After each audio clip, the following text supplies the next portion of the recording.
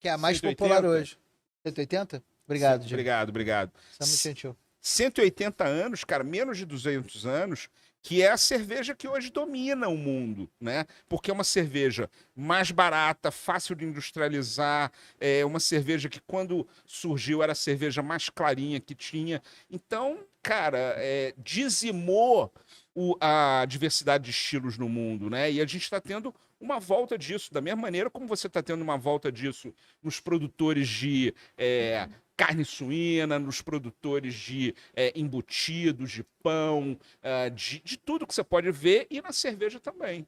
Mas isso, você acha que esse movimento, É, então... existe, Desculpa, Jim, fala. Fala, Jim. existe uma disseminação muito grande, na verdade, uma pulverização, no bom sentido, de produção artesanal ganhando muito valor e ganhando respeito, e inclusive familiares de filhos voltarem para a fazenda, voltarem para os sítios, voltarem a trabalhar com o pai, mãe, avô e avó, tendo aprendido desde criança o que eles aprenderam, viajaram para fora para se especializar.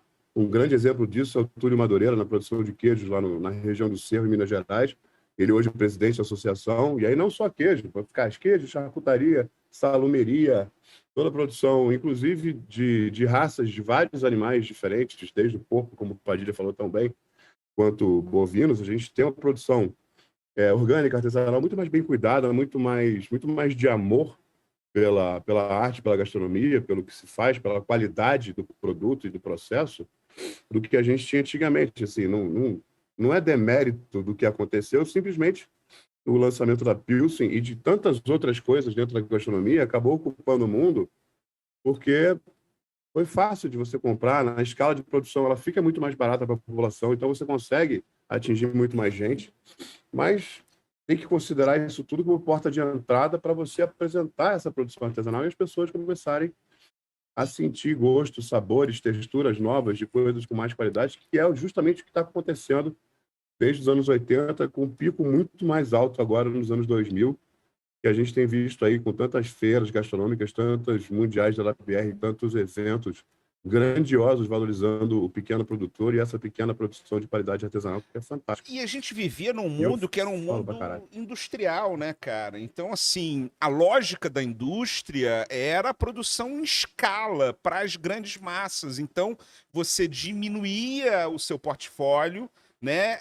Aumentava a sua escala de produção, né? Então, você via, assim, muitas cervejarias hoje que a gente conhece como tendo hoje apenas um produto, né? As cervejarias populares, elas começaram tendo uma diversidade de portfólio de estilos de cerveja. É mesmo? Né? Não sabia disso. Né? A Heineken, por exemplo, era uma cerveja escura, né? E hoje a Heineken é uma cerveja... Como é que é essa história? Eu não sabia disso, não. Heineken, Queremos queremos você você aqui. Bom, não, é isso. Só que o que aconteceu, né? A Pilsen dominou, porque a Pilsen é mais barata de fazer, a Pilsen desagrada menos pessoas. Note que eu não falei agrada mais pessoas, ela desagrada menos pessoas, porque a Pilsen ela não tem muita personalidade, tá? Ela não vai ter... Por que chama de Pilsen, Padilha? Desculpa me interromper. Na Por que chama realidade, de Pilsen? tá até errado falar Pilsen, né? O certo é falar Pilsner, porque Pilsen é o nome da cidade na República Tcheca, onde hoje é a República Tcheca. A cidade de Pilsen foi onde se fabricou a primeira cerveja que a gente chama de Bohemian Pilsner, que é a primeira cerveja feita com essa característica, né? Ou seja, uma água mole, né? Porque tem água mole e água dura, né? Por causa da concentração de sais minerais que tem na cerveja. Então você tem... Só deixando claro para os leigos de plantão, água dura não é água congelada, tá? Obrigado, divirta-se, seja feliz. Água Não dura é é, aquela... não é gelo. Não é gelo. É uma água com concentração de sais minerais, beleza? E aí, lá na região de Pilsen, você tem uma água extremamente baixa em concentração de sais minerais, muito leve de corpo na boca, né? Se usou lá a técnica Lagering, que é uma técnica que estava sendo desenvolvida no sul da Alemanha, na Bavária.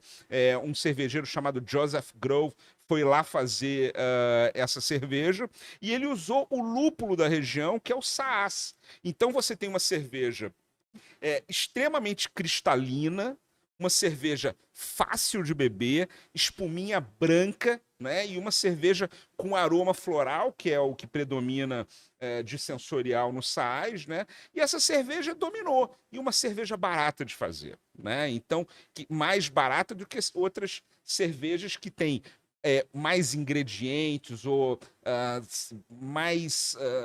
ou ingredientes que são mais até mais caros de fazer, quando você tem aí uma torrefação mais especial, um grits de malte, ou seja, uma combinação de malte com Como é que chama a combinação de maltes? Grits? grits de malte, Grits de malte. né? Que é assim, essa coisa que muita gente hoje fala assim, mas a cerveja duplo malte, né? Ela é uma cerveja melhor porque ela tem 2 maltes. Cara, essa cerveja que a gente está tomando aqui deve ter muito mais do que 2 maltes. As cervejas artesanais como um todo, né? São raras as cervejas que são single malt, né? Ou seja, que usam só um malte só, né? Geralmente as single malt são as cervejas, as Pilsen, as mais fáceis de beber, as tipo Pilsen, né? Que são cervejas que levam só um malte base, que é o malte Pilsen, né? Mas voltando aqui, respondendo pro Jimmy, a gente chama de Pilsen de uma maneira errada, né? Eu mesmo falo Pilsen porque o mercado convencionou chamar de Pilsen. O certo seria Pilsner, que é proveniente de, por exemplo, hambúrguer, proveniente de Hamburgo. Frankfurter, a linguiça, proveniente de Frankfurt. E assim por diante, né? Então, Pilsner, que é o termo certo, porque é um estilo que nasceu na cidade de Pilsen. Então, peraí. Deixa eu ver se eu tô certo. Você tem uma cerveja, todo mundo sabe disso. Você tem uma cerveja medalha de ouro. Eu tenho uma cerveja então, medalha de ouro. Ela é uma Padiliner? Não, ela é uma Guapimiriner. Guapirininer. Eu não tô aí pra dar um pescotapo dele. Puta que pariu. Guapimiriner. Não, pior que o cretino fala isso sentado na minha cadeira. Na sua não, porque essa aqui aguenta até 120 quilos. A sua aguenta mais. É verdade. A minha é aquela de madeira. Tá vendo? Aqui, a gente tem que trabalhar assim, Padilha. Aquela ali é do Jimmy que aguenta mais de 120, essa aqui é do Igor, aguenta até 89, porque eu tenho 89 quilos, né? Mentira. Mas fala pra mim, fala um pouco dessa, como é que foi o processo de construção de uma cerveja que ganhou uma medalha? Cara, na realidade, assim, eu já fiz várias cervejas, apesar de eu não ser um cervejeiro, um técnico cervejeiro, né? Eu não fiz curso de cervejeiro, eu sou sommelier de cerveja. Então é muito importante a gente ressaltar isso, mas eu sei exatamente o que eu quero e o que eu não quero dentro da cerveja. Um exemplo disso são os restauranter.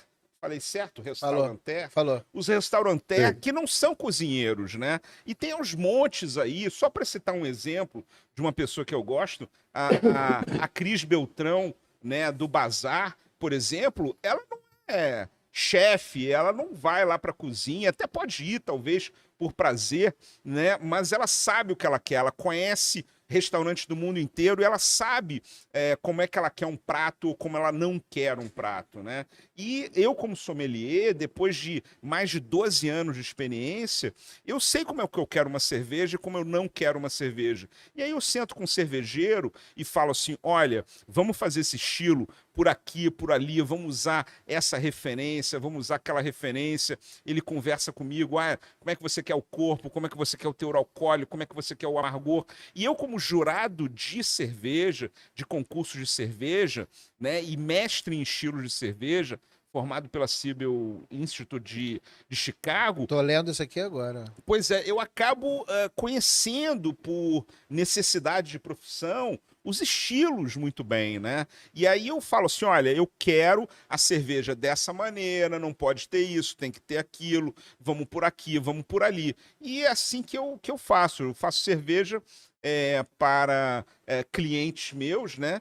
Mas no caso dessa que você está citando aí, que é a medalha de ouro, na realidade foi um convite que teve ano passado da cervejaria Denker para fazer 3 cervejas para eles, né? Eles queriam fazer, eles já tinham cervejas que eu não me envolvi, cervejas que eles já tinham de linha,